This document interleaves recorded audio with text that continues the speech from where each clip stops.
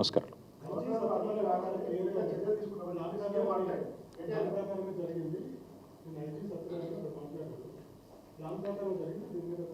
నిజంగా చెప్పాలంటే ఈ ప్రభుత్వము ఈ తుగ్లక్ ముఖ్యమంత్రి యొక్క అనాలోచిత విధానాల వల్ల అధికారులు బలైతా ఉన్నారు. నేను ఐజీ గారిని కూడా కోరుతా ఉన్నా, ఐపీఎస్ ఐఏఎస్ అధికారులను కూడా కోరుతా ఉన్నా, మీరు దయచేసి ప్రభుత్వ కుట్రలో మీరు అనవసరంగా బలి కాకండి, బలి పశువులు కాకండి.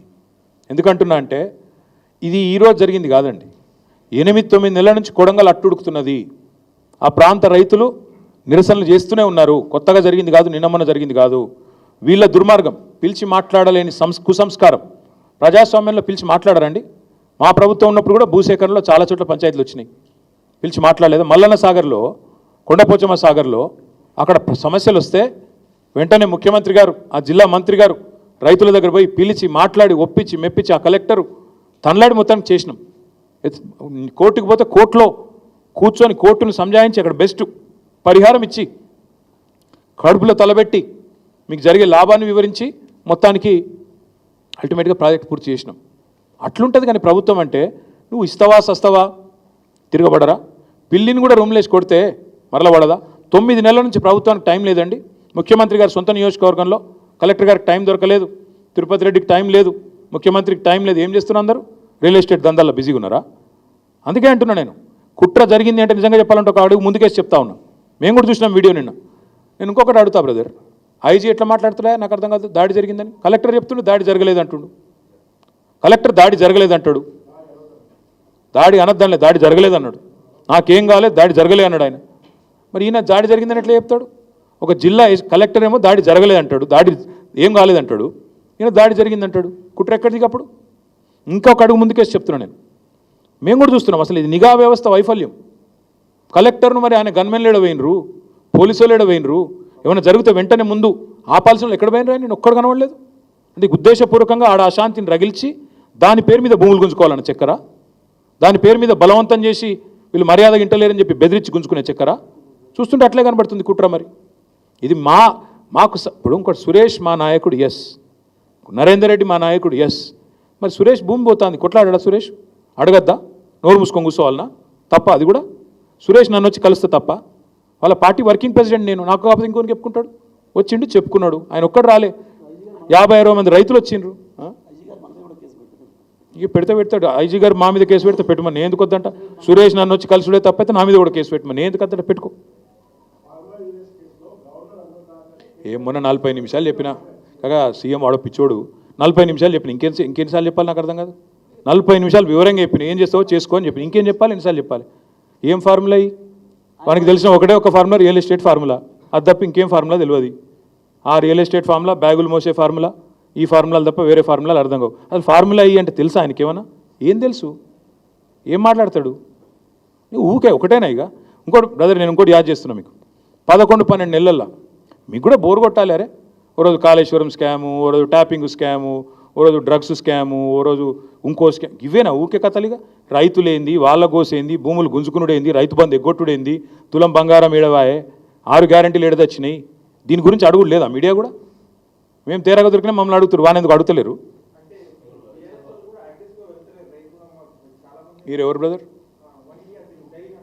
ఓకే, మేము అగ్రెసివ్ పోతలేం నువ్వు అంటున్నావు, ఎక్కువ తక్కువ మాట్లాడుతున్నావు నాళ్ళు అంటారు. మరి మేమేం చేయాలి? కేసులు పెట్టవాటి మేము అగ్రెసివ్ బ్రదర్. మీరు పొమ్మంటే ఇంతకంటే ఎక్కువ అగ్రెసివ్ పోతాం, కానీ మీకు కొద్దిగా మా మీద నిరుత్సాహం ఉన్నట్టుంది, ఇంకా అగ్రెసివ్ పోతాం, తొందరపడదు. ఓకే ఓకే, డెఫినెట్గా మా పార్టీ తరఫున లగిచెర్ల పోతాము, తప్పకుండా రైతులకు అండగా నిలబడతాము. నిన్న మా నాయకులు మధుసూనాచారి గారు, శ్రీనివాస్ గౌడ్ గారు, మా పట్నం నరేందర్ రెడ్డి, అవినాష్ రెడ్డి గారు, వీళ్ళందరూ పోతే, మా ఎమ్మెల్సీలు నవీన్ కుమార్ రెడ్డి గారు అందరూ పోతే అరెస్ట్ చేశారు. తప్పకుండా పోతాం. ఆ లగిచెర్ల రైతులకు మేము అండగా ఫిజికల్గా నిలబడతాం, ప్రత్యక్షంగా ఉంటాం. వాళ్ళు న్యాయస్థానాల్లో కూడా వాళ్ళకి న్యాయం జరిగేదాకా కొట్లాడతాం. అది కూడా చెప్తున్నాను. ఇలా ఒకటి మాత్రం పక్క, పీడిత వర్గాల పక్షాన, ఎవరైతే అణగారిన వర్గాలు ఉన్నారో వాళ్ళ పక్షాన మేము నిలబడతాం. అక్కడ ఉన్నదంతా గిరిజన రైతులు, వాళ్ళ భూములు పోతున్నాయని మొత్తుకుంటుందంతా ఇవాళ లంబాడ రైతులు, వాళ్ళ కండగా మేము ఖచ్చితంగా నిలబడతాం. నేను చూసిన ఎల్హెచ్పిఎస్ వాళ్ళు కూడా స్టేట్మెంట్ ఇచ్చారు, నేను స్వాగతిస్తున్నా. లంబాడ హక్కుల పోరాట సమితి నాయకులు కూడా స్టేట్మెంట్ ఇచ్చారు, నేను వెల్కమ్ చెప్తున్నా. వాళ్ళకు కూడా నేను తప్పకుండా వాళ్ళని కూడా కలుస్తా, వాళ్ళతో కూడా మాట్లాడతా, వాళ్ళ కండగా నిలబడతా, మా పార్టీ నిలబడతా. ఇంకొక మాట మీరు ఒకటి చూడండి దయచేసి, ఇది ఒకటి చాలా ఇంపార్టెంట్ పాయింట్ మా వెంకటేష్ గారు గుర్తు చేస్తున్నారు. ఒక రైతుని నేను ఇంటర్వ్యూ ఇచ్చిండు అక్కడ, ఇలా ఒక బీఆర్ఎస్లో లేవు, కాంగ్రెస్ వాళ్ళ పొలాలు ఉన్నాయి, బీజేపీ వాళ్ళు ఉన్నాయి, అందరి ఉన్నాయి, పొలాల కాడ పార్టీలు ఏందా అని చెప్పి ఒక పెద్ద మనిషి రైతు, మీరు చూడండి వీడియో. ఇక మెజారిటీ కూడా కాంగ్రెస్కి వచ్చిందట ఆ ఊళ్ళో మరి. ఎనీవే థ్యాంక్ యూ, మళ్ళీ ఒకసారి థ్యాంక్ యూ. ఈ ఫార్మా విషయంలో మాత్రం తప్పకుండా ఎస్ ఈమని భయ్ నేను వద్దన్నా, నేను మళ్ళీ ఇన్నిసార్లు చెప్పాలి అదే ముచ్చట, అది కాదు. నేను ఒక్క మాట అడుగుతా రాకేష్, నేను పోయి కేంద్ర మంత్రిని కలుస్తానేమో బీజేపీలతో కాళ్ళబేరాలి, మరి నువ్వు గవర్నర్ కూడా బీజేపీడే కదా, నువ్వు గవర్నర్ కలవచ్చుగా, నేను కేంద్ర మంత్రిని కలవద్దా?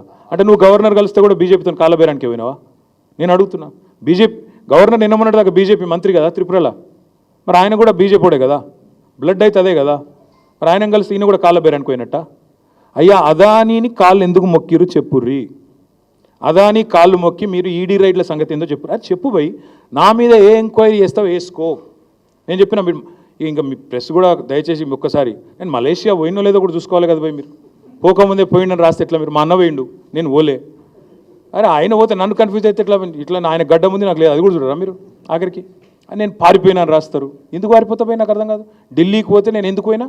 అమృత్లో రేవంత్ రెడ్డి బామ్మర్ది భాగవతం చెప్తేందుకు పోయినా, అది కూడా తప్పేనా? పక్క బామ్మర్దుల భాగవతాలు, అల్లుళ్ళ భాగవతాలు, రేవంత్ రెడ్డి గారి అన్నదమ్ముళ్ళ భాగవతాలు, కొండల రెడ్డి, తిరుపతి రెడ్డి, జగదీష్ రెడ్డి, అనుముల కుటుంబం యొక్క కుంభకోణాలు, గొలుగూరి కుటుంబం కుంభకోణాలు, ఇవన్నీ బయట పెడతానే ఉంటాం, మీరు రాస్తూనే ఉండరు. దయచేసి మీరు మీరు మీరు రాసుడు బంద్ చేయకూరి. Thank you.